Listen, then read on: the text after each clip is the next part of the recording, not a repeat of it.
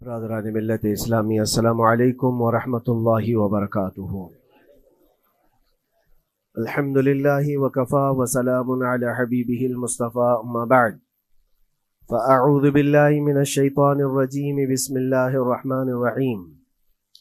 ثم لتسألن یومئذ عن النعیم، صدق اللہ مولانا العظیم۔ بارگاہ رسالت معاذ صلی اللہ تعالی علیہ وسلم میں درود پاک کا ہدیہ پیش کریں۔ اللہم صلی علی سیدنا و مولانا محمد معدن الجود والکرم وآلہ واصحابہ الکرام وابنہ الکریم وبارک وسلم صلاۃ دائمۃ سرمدا ابدا۔ قرآن عظیم میں اللہ رب العزت ارشاد فرماتا ہے، پھر تم سے ہر نعمت کے بارے میں ضرور پوچھا جائے گا۔ جو نعمتیں اللہ رب العزت نے تمہیں عطا فرمائی ہیں، ان سب کے بارے میں قیامت کے دن پھر سوال کیا جائے گا۔ یہ سورہ تکاثر ہے، جس میں اللہ تعالیٰ فرماتا ہے الہاکم التکاثر۔ بہت زیادہ چیزیں جب کسی کو مل جاتی ہیں تو غافل ہو جاتا ہے۔ تکاثر کہتے ہیں حد سے زیادہ کوئی چیز ہو جائے، چاہے وہ مال ہو، دولت ہو، دنیا ہو، جائیداد ہو، جس طرح کی بھی کوئی چیز ہو، خواہشات ہو، جب حد سے زیادہ ہو جاتی ہیں تو آدمی کو غافل بنا دیتی ہے۔ الہاکم التکاثر، اسی سورہ میں اللہ تعالیٰ نے فرمایا پھر یاد رکھو ہر نعمت کے بارے میں تم سے سوال کیا جائے گا۔ آج ہم لوگ اس سال کے آخری جمعہ میں آئے ہیں، 2024 ختم ہونے والا ہے۔ میرے عزیزوں، سب سے پہلے ہم سب کو یہ چاہیے کہ دنیا تو نئے سال کے آنے کے جشن کی تیاریوں میں ہے۔ گناہوں کے اڈے سجائے جا رہے ہوں گے، لوگ ادھر سے ادھر سفر بھی کر رہے ہوں گے، اہتمامات کر رہے ہوں گے، لوگ ایک نئے سال کے استقبال کی تیاریاں کر رہے ہیں۔ لیکن ایک مومن بندے کو یہ چاہیے کہ اس کے گزرے ہوئے سال کا وہ حساب بھی تو کر لے۔ حاسبوا قبل ان تحاسبوا، یہ فرمایا گیا ہے کہ اپنا حساب تم خود کر لو اس سے پہلے کہ اللہ تمہارا حساب لے لے۔ ہمارے گزرے ہوئے سال کے اندر کتنے دھکے کھائے، کتنی ٹھوکریں کھائی، کیا کیا نقصانات اٹھائے۔ سب سے بڑی بات تو یہ ہے کہ ہم نے کتنی عبادتیں کی، کتنی ریاضتیں کی، کتنی نمازیں ہماری ضائع ہوئی۔ یہ اگر محاسبہ کر لے انسان تو شاید ہو سکتا ہے آنے والا نیا سال اس کا بہتر طریقے سے استقبال ہو سکے۔ لیکن اگر صرف جشن کی تیاریاں کرتا ہے اور ہر نئے سال میں وہ اسی طرح کے دھوم دھڑاکوں سے داخل ہوتا ہے تو گزرے ہوئے سالوں کی غلطیاں اسے کبھی یاد نہیں آتی۔ اللہ تبارک و تعالیٰ قرآن پاک میں فرماتا ہے کہ تم سے ہر نعمت کے بارے میں پوچھا جائے گا، ہر نعمت کے بارے میں پوچھا جائے گا۔ حدیث پاک میں ہے، نبی کریم صلی اللہ تعالی علیہ وسلم فرماتے ہیں کوئی انسان قیامت کے میدان سے اس وقت تک اپنا پیر نہیں ہٹا سکتا جب تک 5 سوالات اس سے نہ کر لیے جائیں۔ 5 سوالات میں سب سے پہلا سوال کیا ہوگا؟ اللہ تعالیٰ یہ پوچھے گا کہ میں نے تجھے جوانی دی، تو نے کہاں کہاں خرچہ کیا؟ یہ پہلا سوال ہے۔ اور محدثین و مفسرین فرماتے ہیں کہ ایک سوال کے جواب میں بندے کو 500 سال بھی لگ سکتے ہیں۔ اپنی صرف جوانی کا حساب دیتے دیتے کسی کو 500 سال، کسی کو 700 سال لگ جاتے ہیں۔ باقی کے جو 4 سوالات ہیں وہ بعد میں ہیں۔ اللہ نے صحت عطا کی تو اس کا استعمال کیسے کیا، دولت عطا کی تو اس کا استعمال کہاں کیا۔ صرف جوانی کا جواب دینے میں جب 500 سال لگ جاتے ہیں تو پوری زندگی کا حساب کیا دے پائے گا؟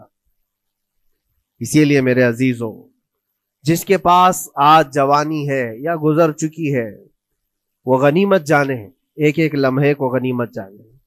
اور ایک حدیث پاک میں آپ کو بتاتا ہوں، اللہ کے حبیب صلی اللہ تعالی علیہ وسلم فرماتے ہیں 5 چیزوں کو 5 چیزوں سے پہلے غنیمت جانو۔ اس میں سے 2-3 میں ذکر کرتا ہوں۔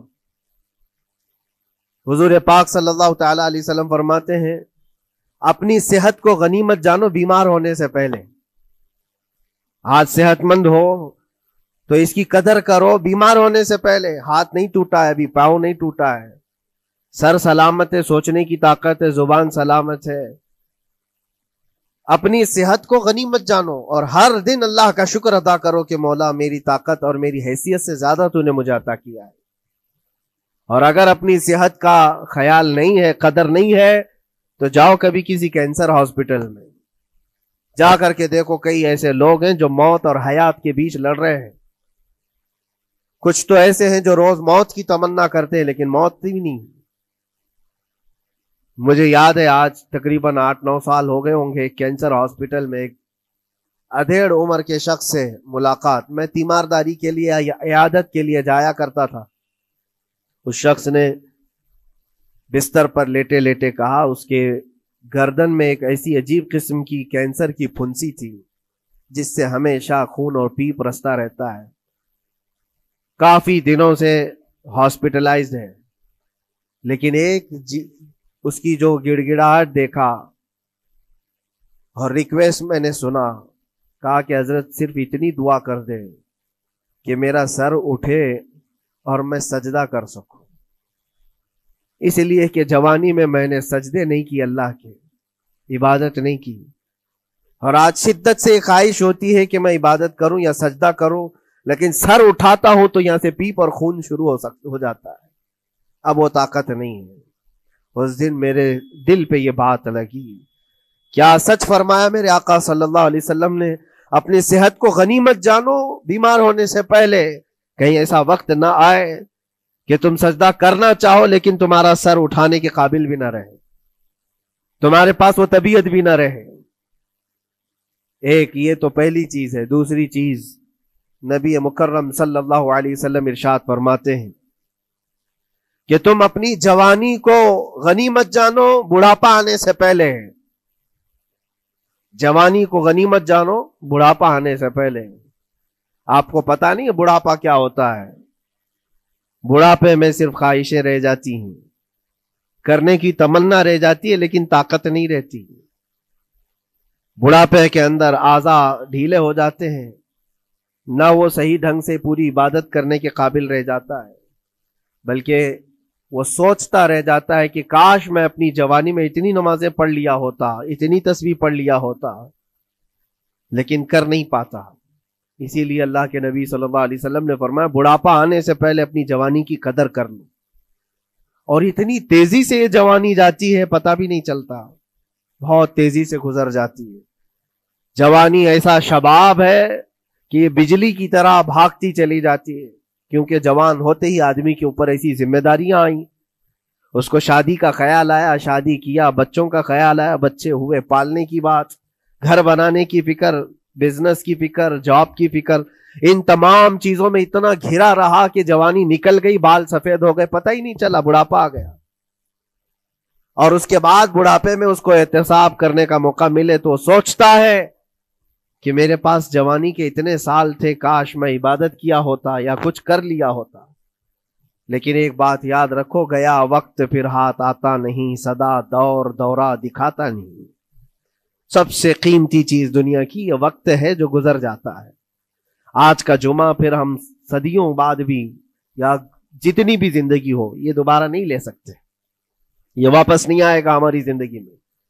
2024 کا یہ آخری جمعہ ہے, پوری دنیا سر پٹک لے دوبارہ یہ جمعہ واپس نہیں لا سکتی گزر جانے کے بعد. یہ نظام کائنات ہے, وقت گزر رہا ہے. الوقت کالسیف, یہ وقت تلوار کی طرح ہے, اس کو تم کاٹ دو ورنہ یہ تمہیں کاٹے گا. تیسری چیز رسول پاک صلی اللہ تعالی علیہ وسلم ارشاد فرماتے ہیں, 2 چیزیں میں نے بتایا. پہلی یہ کہ صحت کو اپنی قدر کرو, غنیمت جانو بیمار ہونے سے پہلے. دوسری چیز ہے اپنی جوانی کی قدر کرو بڑھاپا آنے سے پہلے. اور تیسری سب سے امپورٹنٹ ہے, اللہ کے نبی نے فرمایا زندگی کو غنیمت جانو موت آنے سے پہلے. پہلے والی 2 چیزوں میں تو تمہارے پاس موقع تو ہے. صحت چلی گئی, بیمار ہے, لیکن بیماری میں بھی توبہ کر رہا ہے, اللہ اللہ کر رہا ہے, چلو ٹھیک ہے.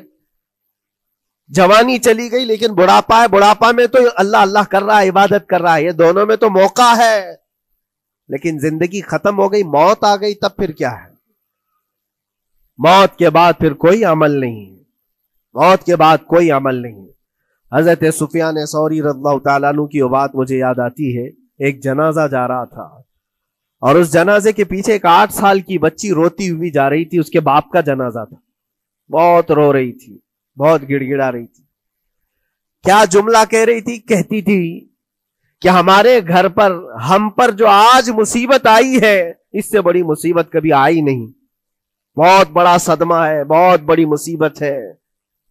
تو حضرت سفیان ثوری نے اس بچی سے کہا، بیٹا تمہارے اوپر جو مصیبت آئی، تمہارے گھر پر جو آئی، وہ کل کو ٹھیک ہو جائے گی، تم پھر معمول پر آ جاؤ گے، بلکہ بات یہ ہے تمہارے باپ پر جو آئی ہے وہ سب سے بڑی ہے، وہ موت ہے، وہ سب سے بڑی ہے، کیونکہ وہ پلٹ کر کے آنے والا نہیں ہے۔ جنازے کو دفن کر دیا گیا۔ دوسرے دن قبرستان میں حضرت سفیان ثوری کہتے ہیں اسی قبر کے پاس میں اس بچی کو روتے ہوئے دیکھا۔ بچی کو باپ سے بڑا لگاؤ رہا ہوگا، قبر کے پاس بیٹھ کر کے رو رہی تھی، یوں کہہ رہی تھی، ابا آپ بیمار تھے، میں دوائی لا دیتی تھی، آپ سونے کے لیے جاتے میں بستر جھاڑ دیتی تھی اور بچھونے بچھا دیتی، آپ کو اڑا دیتی چادر، اور آپ کو کھانا میں لا کر پروس دیتی۔ کل کی رات کیسی گزری؟ کیا کسی نے دوائی پوچھی آپ کو؟ کیا کسی نے کھانا پوچھا آپ کو؟ کیا کسی نے بستر جھاڑ کر دیا اور کسی نے آپ کو اوڑھنا اڑایا؟ وہ روتی ہوئی اپنے باپ سے، مرحوم باپ سے باتیں کہی جا رہی تھی۔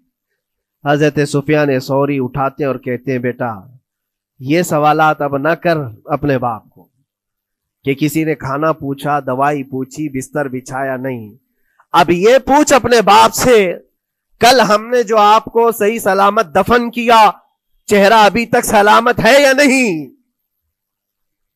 ابھی تک پیٹ سلامت ہے یا نہیں کہ پھاڑ دیا گیا؟ کفن ابھی تک باقی ہے یا چھین لیا گیا ہے؟ یہ پوچھ اپنے باپ سے کہ کل ہم نے جب دفنایا تھا تو خوشبوؤں میں دفنایا تھا، پوچھ اپنے باپ سے کہیں کیڑے تو نہیں چڑھ گئے آج، کیونکہ یہ ہونے والا ہے اب قبر کی زندگی میں۔ عزیزان گرامی وقار، اسی لیے حضرت مولا علی کرم اللہ وجہہ الکریم جب قبرستان جاتے سلام کرتے قبر والوں کو، اور اس کے بعد ایک ایک گھنٹہ کھڑے ہو کر روتے تھے۔ حضرت سعید ابن مسیب کہتے ہیں، میں مولا علی کرم اللہ وجہہ الکریم سے پوچھا، آپ قبر والوں کے پاس کھڑے ہو کر کیوں رو رہے ہیں؟ حضرت علی فرماتے، میں نے ان سے پوچھا کیا حال ہے تمہارا اے قبر والو؟ انہوں نے جو جواب دیا، سعید اگر تم بھی سنتے تو روتے۔ کہا کیا جواب دیتے ہیں قبروں والے؟ مولا علی کرم اللہ وجہہ الکریم فرماتے ہیں، وہ مجھے جواب دے رہے ہیں کہ علی، ہمارے گھر والوں نے تو ہمیں صحیح سلامت دفنایا تھا، ہمارے چہروں پر مسلسل آج دن اور رات بچھو چھوڑ دیے گئے، ہمارے چہروں پر آج اور ہماری ناک پر بچھو ڈنک مارتے ہیں، ہمارے بالوں میں جس کو ہم آئینے کے سامنے کھڑے ہو کر گھنٹوں سجایا کرتے تھے پیپ بھر دیے گئے ہیں، اور ہمارے چہرے کی چمڑیاں جھلس گئی۔ یہ سارے جوابات میرے عزیزوں قبروں والوں کے ہیں۔ اس منزل تک ہر ایک کو پہنچنا ہے، اسی لیے سال گزرنے سے پہلے اپنی زندگی کا احتساب کرو۔ اللہ رب العزت نے ابھی بھی ہمیں موقع عطا کیا ہے، ابھی تمہاری زندگی ختم نہیں ہوئی، سانس لے رہے ہو، توبہ کر لو، دعائیں کرو کہ مولا کریم ہمارے لیے نیا سال خیر و برکت والا بنا، گناہوں سے بچنے والا بنا۔ کچھ لوگوں کی حالت یہ ہے کہ گناہوں پہ گناہ جب ہو جاتے ہیں تو نا امیدی کے شکار ہوتے ہیں، اب کیا ہونے والا ہے، میں تو بہت پاپی ہوں، بہت خطا کار ہوں، مجھ سے تو بڑے بڑے گناہ ہو گئے ہیں، اب میں کیا کر سکتا ہوں؟ نا امیدی کفر ہے میرے عزیز۔ آپ کو بتاؤں، رسول پاک صلی اللہ تعالی علیہ وسلم ایک مرتبہ صحابہ سے فرماتے ہیں، تمہیں پتا ہے اللہ رب العزت کا کرم اور اس کا رحم کیسا ہے؟ مسکرانے لگے۔ صحابہ نے پوچھا آپ کیوں مسکرا رہے ہیں؟ کہا اللہ تبارک و تعالی فرماتا ہے کہ صحرا میں چلنے والا ایک آدمی، غور سے سنیے گا، صحرا ڈیزرٹ، صرف ریت کا میدان، کہیں کوئی جھاڑ نہیں، کوئی عمارت نہیں، کوئی چھاؤں لینے کی جگہ نہیں، کوئی ایک بندہ اپنی اونٹنی پر ساز و سامان رکھ کر کے چل رہا تھا۔ صحرا کا سب سے بڑا پرابلم یہ ہوتا ہے کہ راستہ معلوم نہیں ہوتا، ہر طرف تو سیدھا ہی راستہ دکھتا ہے، डायरेक्शन पता ही नहीं होता, चारों तरफ से आसमान मिला हुआ दिखता है, जैसे समंदर है वैसे सहरा है। कभी अगर आपने सफर किया हो, हमने मिस्र में देखा है 200-250 किलोमीटर तक गाड़ी चलती है, एक दरख्त भी नहीं आता, एक इमारत भी नहीं आती सहरा में। रास्ते भूल जाते हैं लोग। पहले के दौर में तो कोई नेविगेशन भी नहीं था। तो कोई बंदा ऐसे जो ऊंटनी पर साजो सामान रख करके सफर कर रहा है और एक जगह थक करके सो गया सहरा में। सुनिए, ये मिसाल फरमा रहे मेरे आका सल्लल्लाहु अलैहि वसल्लम। थक करके सो गया और जैसे उसकी नींद खुली तो देखा ऊंटनी साजो सामान के साथ गायब है, कुछ भी नहीं है उसके पास। खाने पीने की जो चीजें थी, साजो सामान था, सब ऊंटनी के साथ गायब हो गया। अब वो बीच सहरा में इतना हैरान और परेशान, उठ करके तलाशने लगा। अब उसको ना रास्ता दिखाई दे, ना अपनी ऊंटनी दिखाई दे। शिद्दत प्यास की वजह से अब वो जगह जगह पानी तलाश कर रहा है, पानी भी नहीं मिलता सहरा में।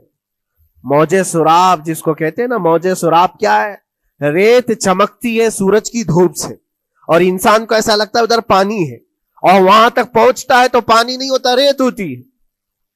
वो इसी पानी को तलाश करते करते सहरा में मर जाता है। सहरा में बहुत लोगों की मौतें होती हैं। पहले बहुत लोग मर जाते थे जो रास्ता भटकते थे। अब हदीस पाक में फरमाया गया, वो बंदा जिसकी ऊंटनी गायब हो गई, साजो सामान भी नहीं, ढूंढता रहा पूरा दिन पूरी रात, थक हार करके आजा जवाब दे गए। अब ना पानी मिलता है, ना खाना मिलता है, ना अपनी सवारी मिलती है। एक जगह आकर बैठ गया, अपनी आखिरी सांसें गिन रहा था, क्योंकि अब आजा जवाब दे गए थे। सख्त शिद्दत की धूप, सहरा की तपती हुई जमीन और भूख और प्यास की तकलीफ अलग। जैसे ही वो लेटा उसकी आंख लग गई, उसको लगा अब ये मेरी आखिरी सांसें हैं, अब मरने का वक्त करीब आ गया है। फिर उसकी आंख खुलती है। आंख खुलती है तो देखता है उसकी ऊंटनी साजो सामान के साथ पास में खड़ी है, खाना भी भरा हुआ है, पानी भी भरा हुआ है, सब कुछ है। अब नबी पाक सल्लल्लाहु ताला अलैहि वसल्लम सहाबा से पूछते हैं, अरब वाले बहुत अच्छी तरह जानते थे सहरा का सफर क्या होता है। पूछते हैं, ऐ मेरे सहाबा बताओ, उस बंदे को अपनी गुमशुदा ऊंटनी मिलने का कितना अच्छा लग रहा होगा, कितनी उसको खुशी हुई होगी। सहाबा कहते हैं, या रसूल अल्लाह सल्लल्लाहु अलैहि वसल्लम, उसकी तो जान में जान आ गई, सहरा में अपनी गुमशुदा ऊंटनी मिल जाए, खोया हुआ सामान, अपनी गुमशुदा सवारी और पानी मिल जाए, ये तो हयाते नौ की एक बहुत बड़ी खुशखबरी है उसके लिए। हुजूर पाक सल्लल्लाहु ताला अलैहि वसल्लम फरमाते हैं, सुनो, ये मिसाल मैंने बताया, इसी तरह से अगर कोई बंदा गुनाहों में डूब गया है, खताओं में डूब गया है, कसरत से गुनाह करता रहा, फिर थक हार करके एक दिन वापस आ गया, अल्लाह की बारगाह में सजदा रेज हो गया, झुक गया, तो उस गुमशुदा ऊंटनी के मिलने से उस सहरा नवर्द को जितनी खुशी हुई थी, अल्लाह करीम उससे भी ज्यादा अपने बंदे के वापस आने पर खुश होता है। अपने बंदे के वापस आने पर खुश होता है रब तबारक व तआला कि मेरा खोया हुआ बंदा मेरे दरबार में वापस आ गया है। आज हमारे पास वक्त है वापस पलटने का। मेरे अजीजों, ना उम्मीद ना हो, हमें हमारे जाने से पहले हिसाब करने के लिए मौला ने वक्त दिया है। पता है आपको, ये भी मेरे आका सल्लल्लाहु ताला अलैहि वसल्लम की रहमत कामिला है।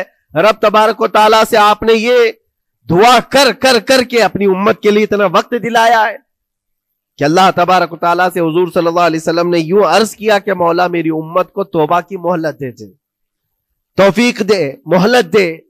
कहा कि मरने से 1 साल पहले तक? कहा नहीं, ये बहुत लंबा वक्त है, पता तो नहीं है मरने से 1 साल पहले तौबा करेगा, कब मौत आने वाली मालूम नहीं। कहा मरने से महीना पहले तक? कहा नहीं, ये भी वक्त ज्यादा है। कहा मरने से 1 दिन पहले कोई तौबा कर ले तो माफ कर दिया जाएगा। नबी पाक सल्लल्लाहु अलैहि वसल्लम ने अल्लाह की बारगाह में गिड़गिड़ाते हुए कहा, मौला 1 दिन भी बहुत है, और मौका दे दे मेरी उम्मत को और मौका मिल जाए।